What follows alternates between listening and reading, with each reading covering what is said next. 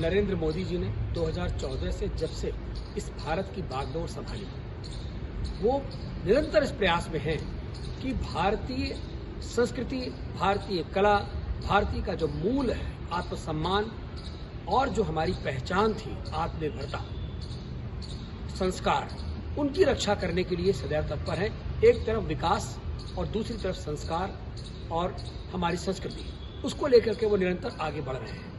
जो भी प्रतीक थे इस देश में गुलामी के, उन गुलामी के प्रतीकों को बराबर निर्मूल करने का, उसको समाप्त करने का और लोगों में उत्साह पैदा करके पुनः अपनी संस्कृति का पुनरुत्थान करने का जो उन्होंने कार्य किया है, उसके लिए निरंतर प्रधानमंत्री नरेंद्र मोदी जी याद किए जाएंगे। इस देश की जो परंपरा और पहचान रही है वह सदैव वसुधैव कुटुंबकम की रही है और उसी वसुधैव कुटुंबकम के सहारे उन्होंने चाहे ज्ञानव्यापी मंदिर की बात रही हो, चाहे वर्षों पुराना राम जन्मभूमि को लेकर के 150 पुराने जो समय चल रहा था, 150 साल का जो कार्य था, उसको उन्होंने किया। अगर आप पूरे प्रकरण को देखें तो इस हिंदुस्तान की 40 ऐसी बड़ी समस्याएं हैं जो सिर्फ समस्या थी और विपक्षी दल उनको लटकाने, अटकाने, भटकाने और जनता को भुलाने का काम करते थे।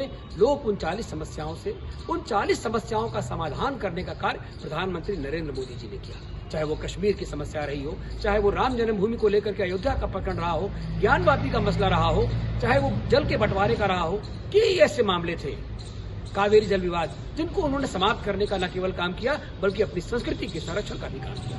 जब उन्होंने बांसुरी बजाई थी कुछ समय पहले, तभी ये लग गया था कि अब उनका ध्यान मथुरा पर है और निश्चित तौर पर जो वर्षों से जेल में बंद थे, जिनकी मंदिर तक को नहीं बनने दिया गया था, उसका भी समय पुनरुत्थान का आ गया है, ऐसा हम लोगों को प्रतीत होने लगा था। और अब वह जो न्यायालय की बाधाएं हैं समाप्त हो गई हैं। प्रधानमंत्री जी देश के पहले प्रधानमंत्री हैं अब तक के जो अब मथुरा जाएंगे। आज तक कोई प्रधानमंत्री मथुरा नहीं गया।